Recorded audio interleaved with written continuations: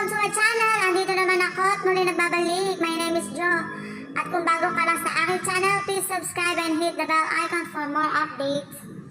For today's video, I'll give you some tips on how to earn money online without showing your face. For beginners only. Bago ang lahat, mag-intro muna tayo. So now, let's get started. Intro, pasok!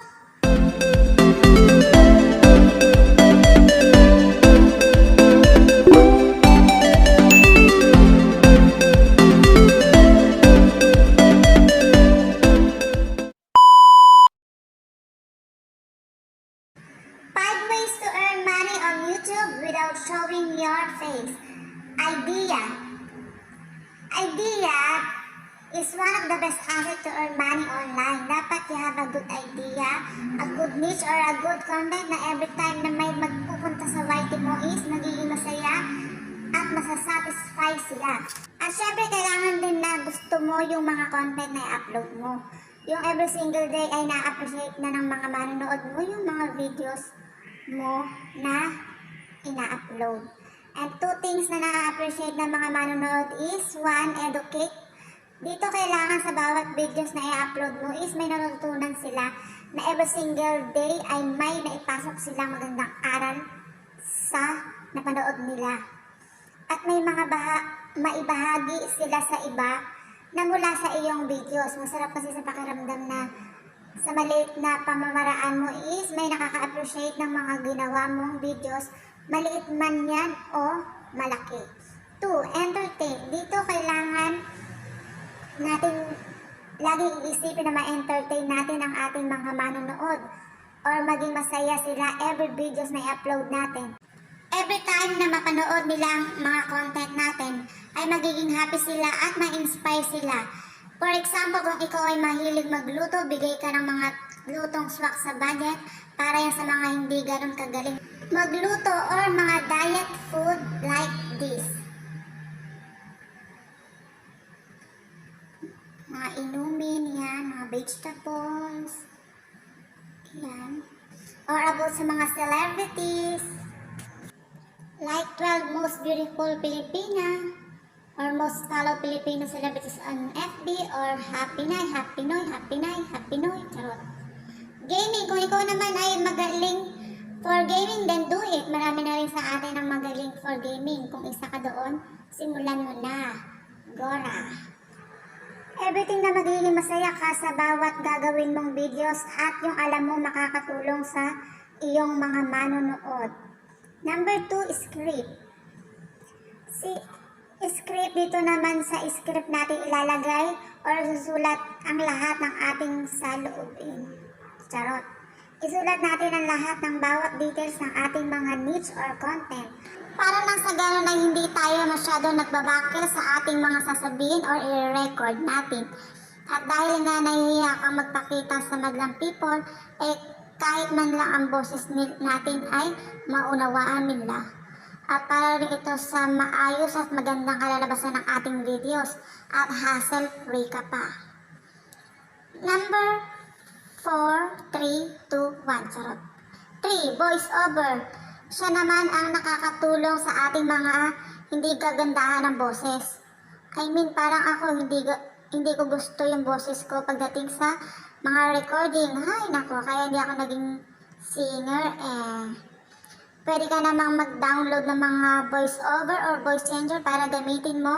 Marami yan. Punta ka lang sa Play Store at hanap ka doon. Marami ka ng pagpipilian or makikita.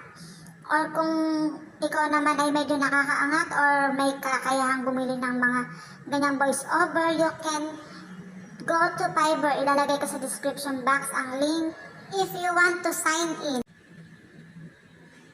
Sa Fiverr kasi meron ka ng mabibiling voice over sa halagang 250 in Philippine money. Pero marami ka ng pagpipilian about voice over. But guys, ito naman ay option lamang po, but still ikaw pa rin na mag-decide if gusto mo mas gumanda ang voice over mo sa mga videos mo gamit ang voice over. YouTube thumbnail. Siya naman ang trabaho ni thumbnail sa ating mga videos or content is Siya yung humingi kahit upang tayo ay mapansin at mapanood ng ating manonood. Dapat lahat ng magaganda sa paningin ng ating mga followers ay maibigay natin ng maayos, yung kapanipaniwala sa mga paningin nila. Para sa akin, si thumbnail ay pangalawa sa mahirap i-setup kasi masyadong magbusisi ang thumbnail, lalo na kapag ikaw ay isang baguhan pa nga lang, mahirap gumawa, lalo na marami na sa atin ang datihan na sa pag-youtube. So dun mo nga ngayon iisipin kung paano mapapansin na ang mga videos mo. Kailangan pag nakita nila ang thumbnail mo is maku-curious sila para buksan ang video mo. Si thumbnail kasi ang unang makikita mo kapag ikaw ay nagbuka sa YT. Kaya kailangan nakakaakit ang mga thumbnail mo. Yung kasing ganda mo, charot. Video editing. The lastly is video editor. Si video editor naman na isa rin sa mahirap gawin. Ay, pero lahat naman talaga is mahirap gawin. Alam mo yun kapag ikaw ay baguhan sa pag-edit. Ay talaga namang nakakaloka. Kaya naman kailangan nyo bago editor. Meron din namang mga apps na mahusay ipang-edit ng video. Hanap ka ulit sa Play Store again. Pero para sa akin, mas mabuti ikaw na mismo ang mag-edit ng mga videos mo. Nood ka sa YouTube, maraming mga tutorial about editing dyan sa YT. Kasi kung maghahanap ka pa ng mga tag-edit dahil nga baguhan ka, eh malamang wala ka pang sapat na pera pang bayad sa taga-edit mo. But if you have a budget for that, Gora, para sa akin lang naman is makakatipid ka din. At syempre, mas okay kung ikaw na lang kasi mas alam mo yung gusto mo at yung mas okay para sa'yo. So that's it for now. Dito na lang muna ang ating tutorial. Yan lang naman ang dapat muna nating isaalang-alang on how to earn money on YouTube. But guys, kung talagang gusto mong kumita, lahat ng dapat gawin is gagawin natin. Kailangan natin ipasok sa ating mga mindset na yung mga katagang kaya ko to, maging matyaga. Dahil sa hirap na pagiging YouTuber, kailangan matyaga ka sa bawat proseso ng isang pagiging influencer.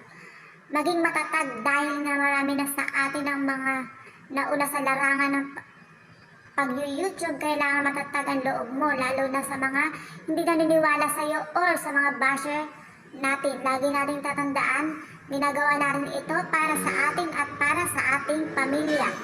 At syempre, isama na din natin ang mga basher at hindi naniniwala sa atin kasi aminin natin magiging parte na sila ng ating layunin. Oh my God! Wow! Dahil kung wala silang lahat, hindi ka magiging matatag. Dalawa lang yan eh. Number 1, isang tabi mo sila.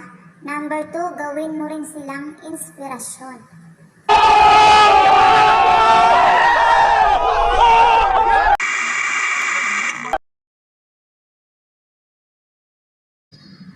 Thank you guys. I hope you learned a lot in my simple ways on my tutorial. Enjoy every single days of your life. Aria!